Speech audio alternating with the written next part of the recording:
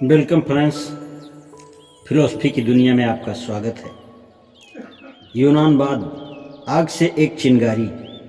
यद्यपि दर्शन शास्त्र के अध्यापक ने सीधे पुरानी बाढ़ पर चिट्ठियां भेजना शुरू कर दिया था, सोफी फिर भी सोमवार को सवेरे मेल बॉक्स में ढूंढ रही थी, किसी अन्य कारण की अपेक्षा सिर्फ आदतन। इसमें आश्चर्य की बात नहीं, यह खाली था। उसने क्लोवर चेज से आगे चलना शुरू कर दिया। अचानक उसने बराबर के फुटपाथ पर एक फोटोग्राफ पड़ा देखा। यह एक सफ़ेद जीप का चित्र था, जिस पर नीला झंडा था, जिस पर यूएन अक्षर लिखे हुए थे। क्या यह संयुक्त राष्ट्र का झंडा नहीं था?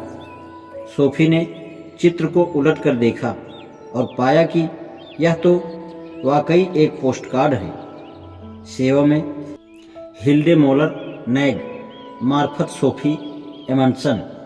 इस पर नॉर्वे के टिकट थे और डाक चिन्ह यूएन बटालियन जून 15, 1990 था।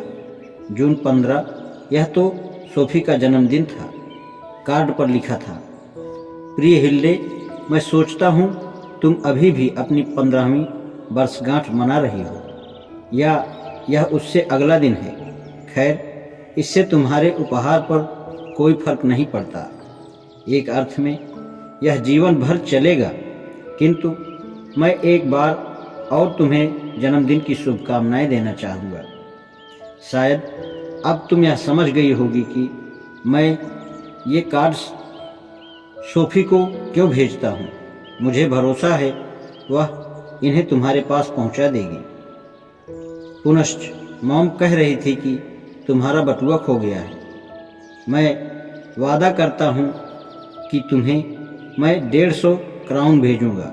संभवतः तुम गर्मी की छुट्टियों के लिए स्कूल के बंद होने से पहले दूसरा पहचान पत्र बनवा सकोगी। सप्रेम, तुम्हारा पिता। सोफी उसी जगह चिपकी खड़ी रही। पिछले कार्ड पर कौन सी तारीख का डाक चिन्ह था, उसे कुछ याद आ रहा था कि समुद्र तट से भेजे पोस्टकार्ड में डाक चिन्ह जून का ही था। हालांकि पूरा एक महीना गुजर गया था। शायद उसने ध्यान से नहीं देखा था। उसने अपनी घड़ी पर एक नज़र डाली और फिर वह वापस घर की ओर दौड़ गई। इससे सिर्फ आज उसे स्कूल के लिए देर हो जाएगी। सोफी ने घर में प्रवेश किया और जीने में छलांग लगाती हुई अपने कमरे में पहुंच गई। उसे लाल रेशमी स्कार्फ के नीचे हिल्डे को संबोधित पहला पोस्टकार्ड मिल गया। हाँ, इस पर भी 15 जून का डाक चिन्ह था। सोफी का जन्मदिन और गर्मी की छुट्टियां शुरू होने से पहले वाला दिन। जिस तेजी से वह जोआना से सुपरमार्केट में मिलने के लिए दौड़ी जा रही थी, उसी तरह उसका दिमाग भी दौड़ रहा था। हिल्डे कौन थी? उसके पिता ने यह कैसे यकीन कर लिया था कि सोफी उसे ढूंढ निकालेगी? इसमें उसके पिताजी की समझदारी कतई नज़र नहीं आई कि सीधे अपनी बेटी को कार्ड भेजने के बजाय वह इन्हें सोफी को भेज रहे थे। ऐसा होने की तो बिल्कुल संभावना नहीं थी कि उन्हें अपनी ही बेटी का पता मालूम न हो। क्या यह कोई प्रैक्टिकल मजाक था? एक नितांत अजनबी व्यक्ति को जासूस और डाकिये की भूमिका अदा करने के काम पर लगाकर क्या वह अपनी बेटी को एक अनोखे आश्चर्य में डालना चाहते थे?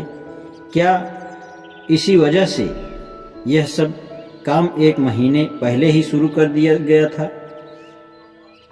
क्या उसे बिचौलिया बनाकर वह अपनी बेटी को एक नई लड़की मित्र का जन्मदिन उपहार देना चाहते थे? क्या सोफी वह उपहार थी जो जीवन भर चलेगा?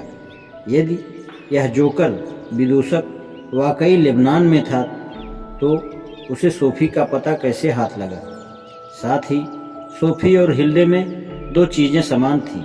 यदि हिल्डे का जन्मदिन जून 15 था, तो वे दोनों एक दिन पैदा हुई थी और उन दोनों के पिता दुनिया के गोलार्ध पर दूसरी ओर थे। सोफी ने महसूस किया कि वह एक अप्राकृतिक दुनिया में खींची जा रही है। हो सकता है भाग्य में विश्वास करना आखिरकार इतनी मूढ़ बात नहीं थी, फिर भी उसे इतनी जल्दी नतीजे पर नहीं पहुंचना चाहिए।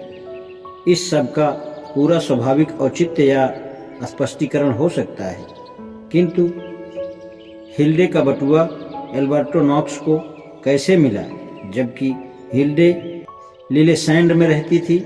लिलेसैंड तो सैकड़ों मील दूर था और सोफी को यह पोस्ट कार्ड पास के फुटपाथ पर क्यों मिला था? क्या ऐसा हुआ कि जब डाकिया सोफी के मेल बॉक्स के पास पहुंचा तो यह उसके बैग से निकलकर बाहर गिर गया?